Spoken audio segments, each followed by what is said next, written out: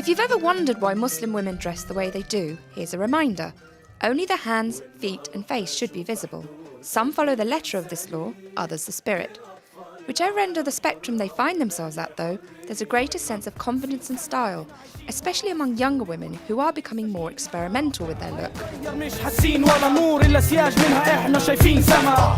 I'm in London's East End for the launch of a new Islamic fashion label from Sarah El-Anani. She's a young, up-and-coming British designer who wants to prove that there's more to Islamic fashion than hijabs and jilbabs. So she's not selling us shalwar kameezes, she's in fact trying to promote a range of streetwear. And I really think it's something that Western customers will buy as well.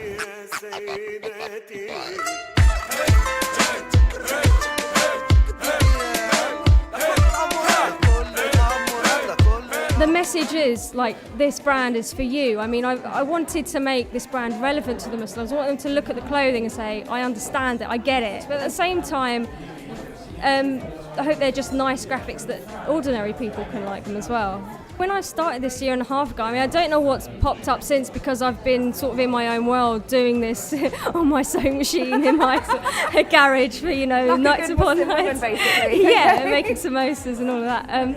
But there's some online shops who kind of source from other brands clothes which happen to be baggy and happen to kind of cover you up properly. But there wasn't a brand that was actually specifically making things tailored for the Muslim audience. I love the design and I think I would genuinely wear it. I think it's got street credibility. And I think this is modest as well, so I just think it's fabulous. There's two extremes. I think there's one where it's all completely Islamic.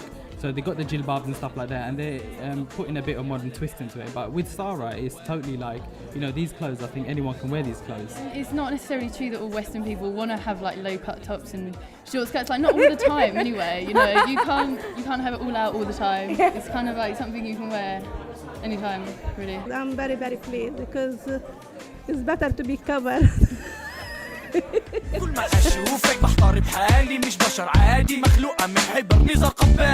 A young Muslim woman, especially one who covers, won't copy a look straight from the pages of a fashion magazine. She's more likely to think about how she can adapt it so it's more Islamic. This is where blogs and social networking sites really help, giving hijabis around the world a chance to swap ideas.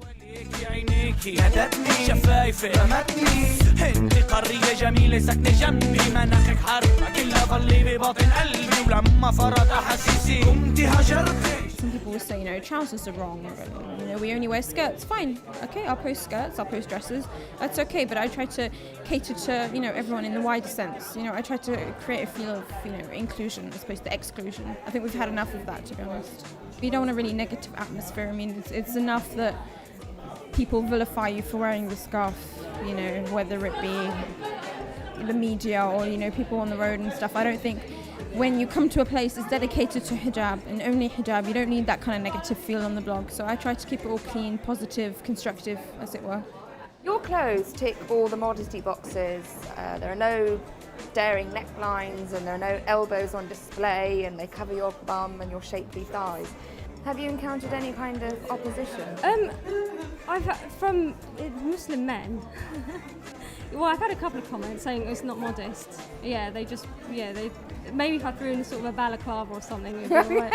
Do you know what I mean? Even though I can't actually see anything apart from your hands and your face. Yeah, well, no, that's too much. Well, they don't like you. Are you going to design some gloves now? Yeah, good idea. New market.